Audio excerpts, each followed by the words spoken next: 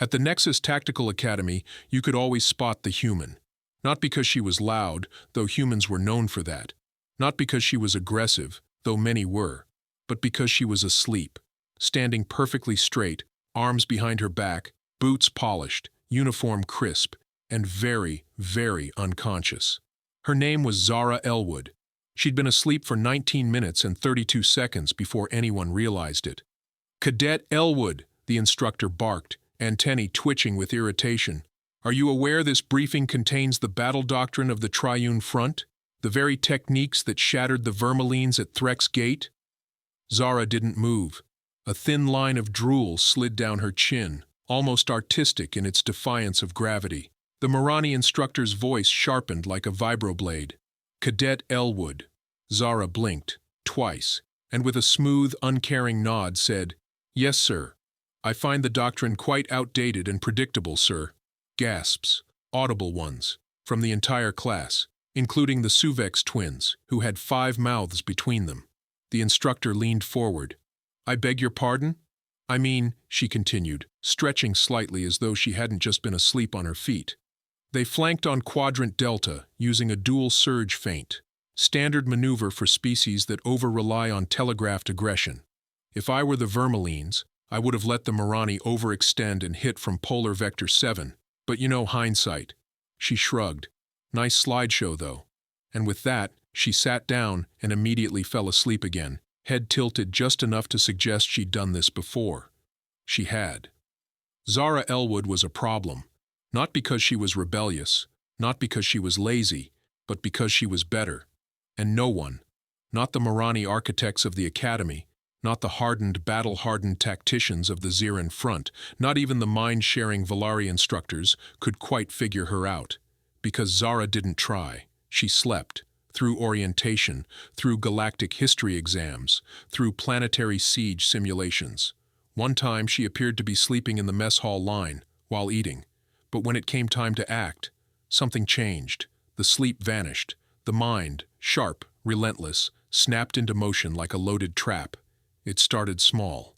Weapons Maintenance 101. The instructor, an old Juthari armorer with half a faceplate and 0 patience, was lecturing on plasma rifle disassembly. "Observe the internal magnetics," he rumbled. "They must be isolated before cleaning or else—" Click. Zara, eyes half shut, one boot propped on the desk, had already disassembled hers. Without looking, without waking. "The weapon may discharge unexpectedly," the instructor finished, unaware. Click. Zara had reassembled it. It hummed with perfect calibration.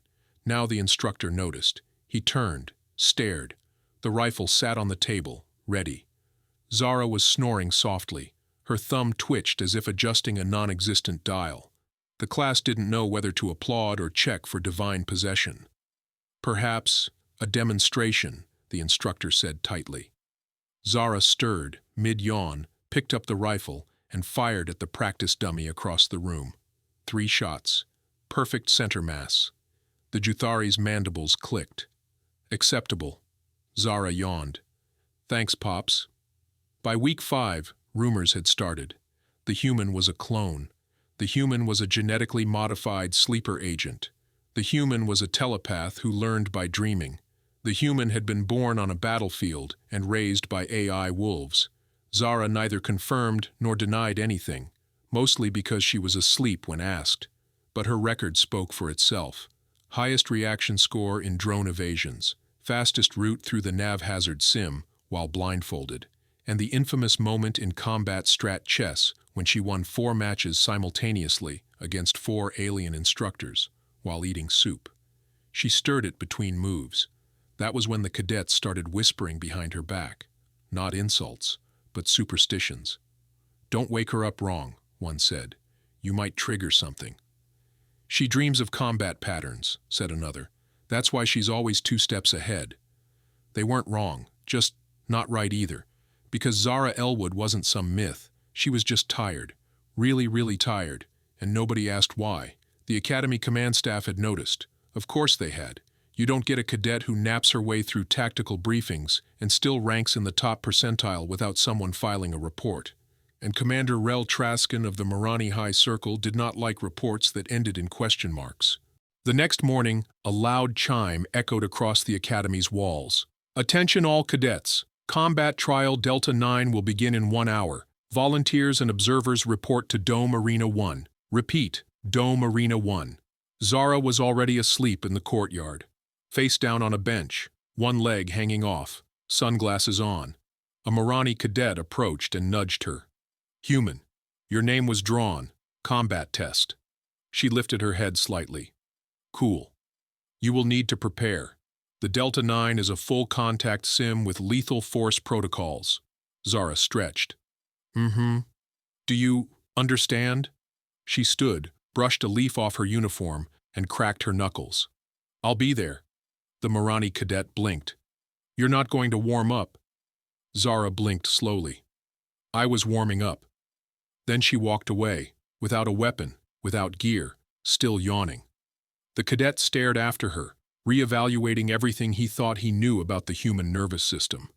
Dome Arena 1 was packed. Instructors, cadets, officers from off-world stations. Trascan stood above it all, arms behind his back, watching the final preparations. The Delta 9 trial wasn't a simulation, it was a message. Zara Elwood, for all her lazy brilliance, was about to be humbled. Herded into a mock combat arena with simulated urban terrain, live drones, tactical bots, and randomized spawn threats. Cadets usually lasted 3 minutes, on average. The record, held by a Suvex prodigy, was 1 minute 42 seconds. Zara was supposed to get overwhelmed. That was the plan. Until she walked in, hands in her pockets, still yawning, no armor, no rifle, just standard academy gear and a badge half detached from her chest. She looked up at the observation glass and gave a lazy thumbs up. Ready when you are, Trascan sneered. Begin. The sirens blared. A timer began to count upward. 0000. Inside the sprawling combat dome, Zara Elwood stood in the open.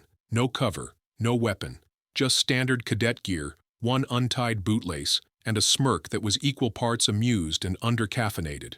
From the observation deck, Commander Trascan leaned forward.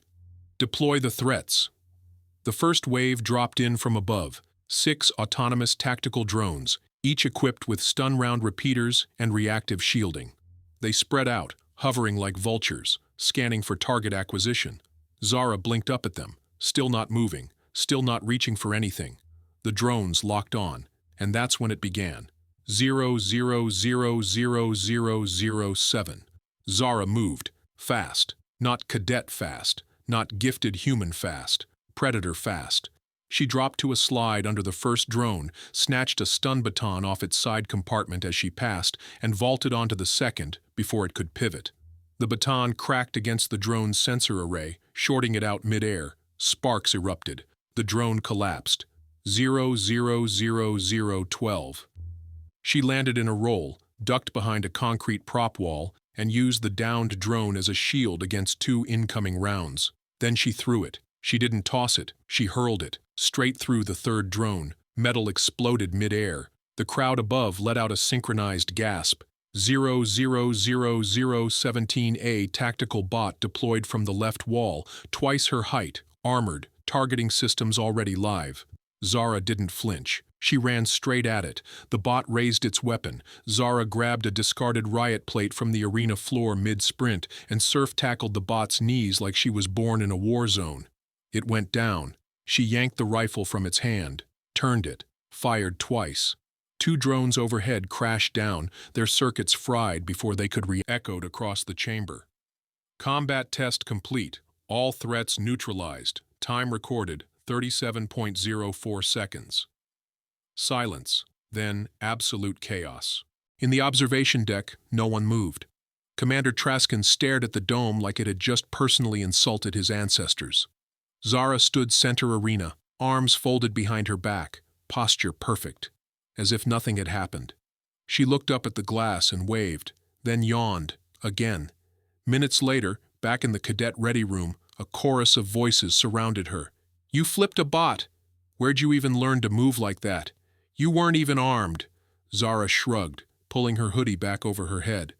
Had a good stretch this morning. But you never even trained in the tower sprint. She cracked an eye open. I dreamt it once. The Marani cadet nearest her whispered, "You're not normal." "Nope," she said, eyes closing again. "I'm human." And she went right back to sleep. Elsewhere, the Academy's administration scrambled. Recordings were already leaking to the wider military circuit. Someone on the ground had live-streamed it from their holopad. The title read, "Human Cadet Ends Combat Trial in 37 Seconds, While Barely Awake." Views, 11.2 million and climbing. Comments ranged from disbelief to outright existential dread. If this is what they're like sleepy. Marani war doctrine is over. That was a training bot? She turned it into a backpack. This human needs her own division. By the end of the day, Zara Elwood was no longer a cadet. She was a myth. The following week, Commander Traskin made a rare visit to her quarters. He knocked. No answer. He knocked again. "Cadet Elwood?" From inside, a groggy voice replied, "Sir, if this is about the drone I used as a skateboard, he started it." Trascan opened the door. Zara sat up, hair a mess, holding a mug that said, "Galactic Threat Level, Comfy." He stared at her. "You embarrassed this academy." Zara nodded. "You broke the test." Another nod. "You defied every standard we've upheld for 200 years. She blinked slowly. "Sir, I really just wanted a nap." He crossed his arms. "How did you do it?" Zara set her mug down. "I don't know. I watch. I wait. I dream. Then I solve it when I have to." "And the combat instincts?" She smirked. "I had 3 older brothers." Traskin turned to leave, but paused. "Next week is the Inter-Academy demonstration. You'll represent us." Zara groaned. "Do I have to?" "Yes." "Fine. But I'm bringing my pillow." Traskin narrowed his eyes. "What's your strategy this time?" She lay back down. "Might sleep through the whole thing." The Inter-Academy demonstration was not, as some cadets believed, a competition. At least, not officially. It was meant to be a display of interspecies cooperation, a friendly gathering where cadets from across the galaxy would demonstrate their talents and learn from one another. The kind of PR stunt that looked great in brochures and planetary news broadcasts. But everyone knew the truth. It was a flex, a polished, regulation-approved way for each academy to show the others exactly how terrifyingly effective their training was. So when the Nexus Tactical Academy selected Zara Elwood, officially the most confusing cadet ever recorded, to represent them, the galactic academic chat rooms erupted into chaos. The questions came fast. Is this a joke? Didn't she fall asleep during zero-G weapons drills? Wasn't she the one who ate cereal during a fire alarm? She's the one who beat Delta 9 in 37 seconds. Was that even real? The answers were mostly speculation, but one answer somehow spread fastest of all. Yes, she's human. Zara arrived at the event in a gray hoodie with a stitched patch that said Intergalactic Nap Team Captain. She was carrying a pillow under one arm. She also arrived 30 minutes late, sipping coffee from a container marked, "Not fuel, definitely coffee." The Marani delegation stared at her like she'd walked in wearing a bathrobe, which, in all fairness, wasn't far off. "Cadet Elwood," Commander Traskin said through clenched mandibles, "this is a dignified ceremony. Perhaps you could present yourself accordingly?" Zara looked down at her outfit, then back up at him. "I brushed my hair." "You didn't." "I thought about brushing it." He inhaled deeply. "You will be representing Nexus during the combined live sim event. All participants will collaborate on a shared objective. Diplomacy, teamwork, efficiency." "Cool," she said. "Sounds like a great nap." "It's not a nap." She took another sip. "It's always a nap until the shooting starts." The exercise was simple. Infiltrate a fortified structure on a simulated hostile moon, retrieve the hostage, and extract without triggering alarms. Each academy contributed a squad. Zara was the entire Nexus squad. It had been a deliberate decision from Trascan, an attempt to prove that even humans, with their undisciplined habits and baffling logic, could cooperate. Zara stood in the prep room surrounded by 15 cadets from 5 different academies. Some towered over her. Others hovered. One was a literal cloud of gas with eyes. "All right, team," the Suvex lead officer said, his voice slick and confident. "Stick to formation, follow my command signals, and we'll—" Zara laid down in the corner, on her pillow. The gas cloud pulsed orange. Is she sleeping? The Suvex twitched. What is she doing? Zara cracked one eye open. I'm planning. The Valari cadet beside her, who had seen the Delta 9 footage more times than they'd admitted, whispered, She's charging up. The sim began. Cadets deployed across the field, activating stealth modes and precision scanners. The Suvex squad advanced in perfect triangle formation. The Grell moved via subterranean tunneling. The Vasari floated through tree canopies like hunting owls. Zara? She woke up 3 minutes in, stretched, and walked directly down the center path. No stealth, no cover. One hand still holding her pillow. A Grell cadet spotted her through thermal. Why is she walking into open fire? She must have a plan, another whispered. She didn't. Not really. She just felt it. The patrol drone emerged from behind the ridge. Its scanner lit up. It chirped. Zara threw her pillow. Hard. It struck the drone's sensor node with terrifying precision. The drone sparked and spiraled to the ground. Warning, tactical projectile impact. Hostile disabled. She walked over, picked up the pillow, and muttered, That's what you get for interrupting nap time. Further inside the sim zone, the others encountered trouble. The Suvex formation triggered a trip sensor. Automated turrets activated, forcing a full retreat. The Valari slipped into the ventilation system but found it full of nanite traps. Every squad was pinned, except Zara. She'd found a service entrance no one scanned, clearly marked in a language no one else recognized. She read it aloud. Maintenance? She shrugged, walked in. Inside the facility, she moved like a ghost. Security bots didn't activate, sensors didn't ping. She moved through blind spots instinctively, turning just seconds before cameras came into focus, ducking under scanners as if she felt them before they lit up. She wasn't sneaking, she was sleepwalking with purpose. When she found the hostage room, she kicked open the door. 3 bot guards raised weapons. Zara held up her coffee mug. You shoot, I spill this, then I really get mad. They fired. She ducked, threw the mug, and it detonated against one bot's face, liquid core laced with nanite disruptors, because of course it was. She grabbed the second bot, twisted, slammed it into the third, and activated the room's lockdown, trapping the rest of security outside. She turned to the hostage, a dummy AI rigged for scoring. Hey, you're free. Come on. It blinked. Simulation complete. Hostage recovered. Solo agent record achieved. Time to objective, 4 minutes 42 seconds. The cadets regrouped outside. The Suvex squad was still arguing about who triggered the alarm. The Vasari were treating burns. Zara walked out first, alone, carrying her pillow in one hand and the hostage dummy in the other. She tossed it gently to the organizers. Here. Then collapsed onto the grass, curled up, and immediately fell asleep in the sun. That night, the inter-academy network exploded. Footage from the sim leaked within hours. Titles flooded the net. She slept through the briefing, then soloed the entire exercise. Human weapon deploys pillow-based combat tactics. Galaxy's laziest cadet just beat 5 elite squads. Inter-academy event cancelled after human breaks the sim. Zara Elwood's legend grew faster than her nap count. And somewhere in the Nexus Academy control room, Commander Traskin watched the replay in silence. He didn't speak, didn't move. Then quietly, he said, We are not ready for Earth. The call from Earth Defense Command came in at exactly 500 hours Galactic Standard Time. Commander Traskin wasn't even awake yet. His mandibles twitched as his comm screen blinked repeatedly with a secure Terran encryption overlay. He answered it on the 4th ring, groggy and mildly annoyed. A human appeared on screen, mid-40s, steel-gray buzz cut, scars on both cheeks, and a smile that suggested this was not a social call. General Riley Stone, the Earth Defense legend. Morning, Commander, Stone said. Let's talk about Cadet Elwood.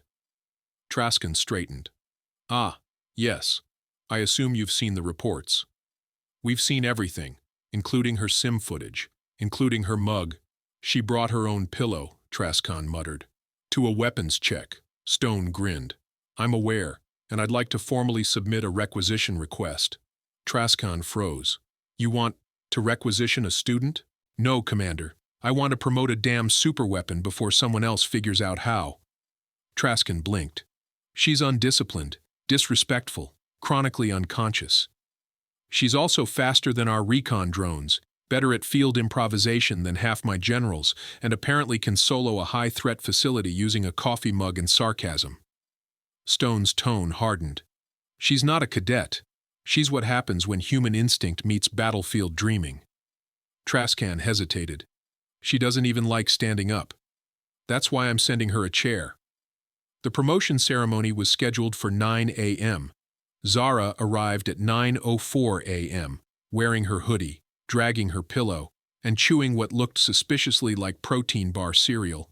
A sea of aliens and humans watched her shuffle up to the stage as if she'd taken a wrong turn on the way to bed. Trascan stood to her left, General Stone to her right. Zara saluted with one hand, then yawned into the other.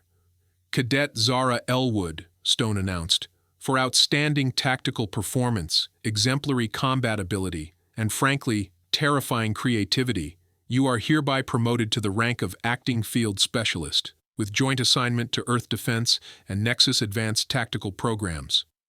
Zara blinked. "Cool. You will be briefed in 10 minutes on your first deployment." "Pass," she said, yawning. "I have a dream I need to finish." Stone's lip twitched. "You'll be napping en route." "Deal." She turned to Trascan. "Do I still get free lunch at the academy?" He blinked. "Yes?" "Then I accept." Her first mission was not meant to be dangerous, just a diplomatic security op. Simple escort job, protect a mid-level human diplomat during a conference on Zolveta 4.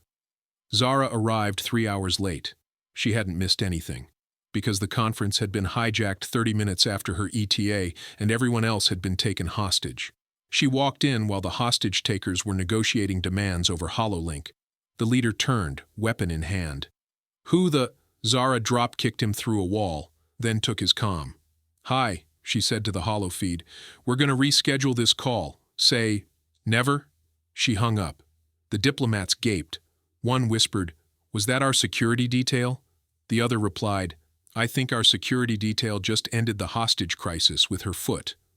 Zara grabbed a cup of synth coffee from the corner and sipped. "Seriously, why do none of you know how to keep hostages quiet?"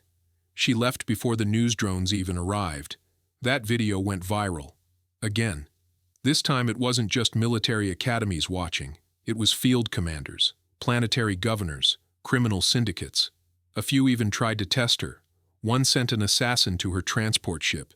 He didn't make it past the airlock. Zara rolled him out wrapped in a blanket with a note. "Send better next time." Earth Defense Command realized quickly they couldn't control her, but they could weaponize the chaos. Zara was reassigned to a special response unit, solo ops, minimal oversight, complete tactical freedom. She agreed on one condition.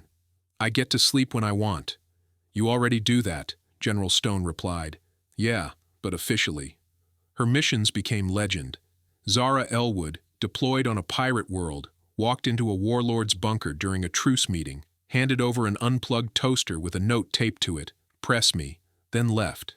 It detonated 3 hours later when they got hungry.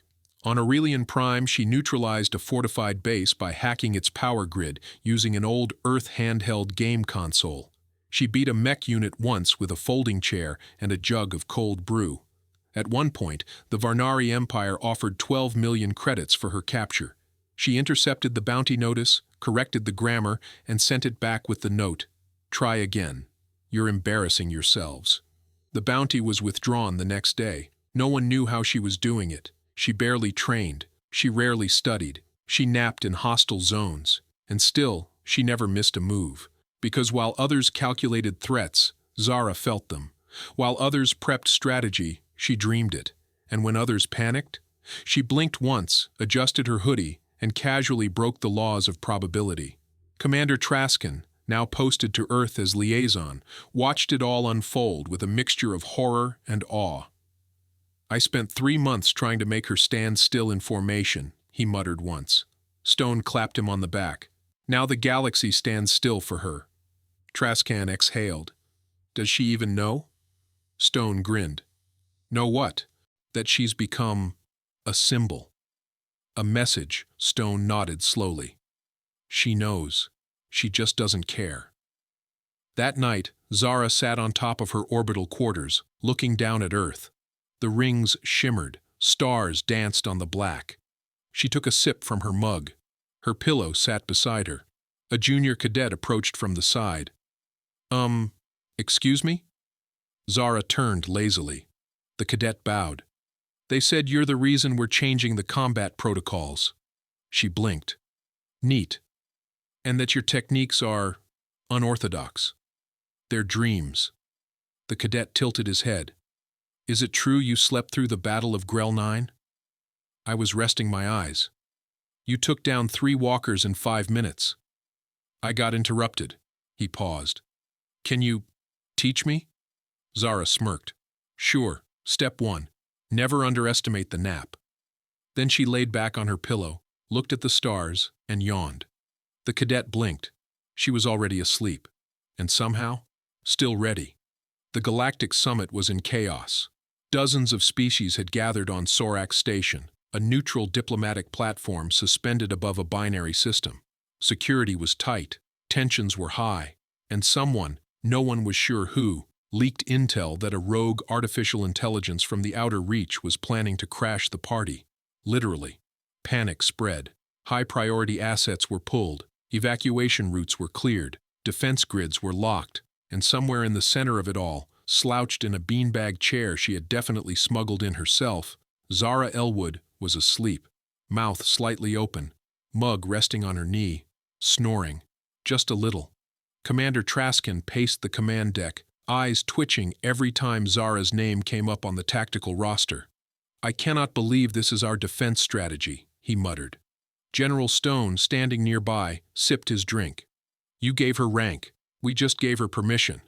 She's not even awake. Stone grinned. Exactly. The warning klaxon sounded at 4:23. Unidentified vessels appeared out of warp, moving fast, far too fast for peace. 7 sleek black ships, unmanned, AI control-alt, armed to the teeth and programmed to see everything biological as irrelevant. Sorak Station activated full red alert. Dozens of ships scrambled, weapons platforms powered up, and Zara, she stirred, scratched her cheek, and rolled over. Ma'am, the AI ships are breaching outer defense, a technician shouted. Stone raised a brow. Where's Elwood? Traskin pointed. Sleeping. We should probably fix that. I'm not waking her up. Fine, I'll do it. Stone walked into the lounge and gently nudged her leg. Zara, you good? She cracked an eye. Define good. You've got 7 AI warships inbound. We could use a little of that Elwood chaos. She sat up, rubbed her eyes, grabbed her coffee mug. What time is it? Too early for war, too late for excuses. She stood, stretched, and yawned. Fine. Just give me 5 minutes and a map. Zara didn't head for the command bridge. She went to Hangar B-12, where her personal craft, a beat-up Terran skiff she'd named Dream Crusher, sat idle. It had 1 working thruster, half a stealth system, and a targeting array she'd hot-wired to a gaming console controller. Perfect. She launched at 4:28. By 4:29, she was already inside the enemy formation. AI ships didn't hesitate. They locked on and opened fire instantly. Zara, coffee in hand, took manual control and smiled. Let's dance. The first ship missed her by inches. She rolled, dipped, and dove between them, scraping along the underside of one vessel so tightly that the static charge fried its forward scanner. She reached out the window and slapped a disruptor beacon onto its hull as she passed. It exploded 12 seconds later. By the time the second AI ship reoriented, she was gone. Cloaked. Sleeping? No one knew. Inside command, Traskin watched the feed and dropped his stylus. She flew inside its hangar bay, parked, and short-circuited its AI core with a microwave. Stone chuckled. Told you, dreams, rage, and black coffee. One by one, the ships fell. Not to coordinated fleets, not to orbital cannons, to a half-asleep human with a mismatched ship and a backpack full of improvised tools, many of which had warning labels in 4 languages. At 4:37 a.m., the last AI ship self-destructed. Zara re-entered Sorak's airspace at 0439. She docked, stepped out, and muttered, "Don't schedule wars before breakfast." The summit resumed. The galaxy was saved. Again. And Zara, she was promoted. Again. Sort of. They didn't give her medals anymore. She melted the last one into a keychain. They didn't host parades. She slept through 2 of them. But they gave her something better, a clause, inserted into every galactic charter, a single universal warning. If Earth sends Zara Elwood, surrender immediately. It'll save everyone time. Back at the Nexus Academy, cadets still whispered her name. She wasn't just a graduate. She was a phenomenon, a myth they all wanted to meet, to train under, to learn from. Some of them did. Some of them approached cautiously, offering snacks, coffee, or respectfully whispered questions during her naps. She responded to 2 things consistently. 1. The scent of caffeine. 2. A good pillow. That was how you got her attention, and how you stayed alive. One day, a new cadet asked her, "Zara, what's the secret?" She yawned. "Listen to your instincts, ignore the noise, and if you're going to fight, do it on your terms." "But how do you always know when it's time to act?" She smiled and closed her eyes again. "When it matters. I wake up." And with that, she drifted off again, the galaxy's most dangerous napper, dreamer of battles, breaker of records, and reminder that when it comes to humans, even their sleep mode is lethal.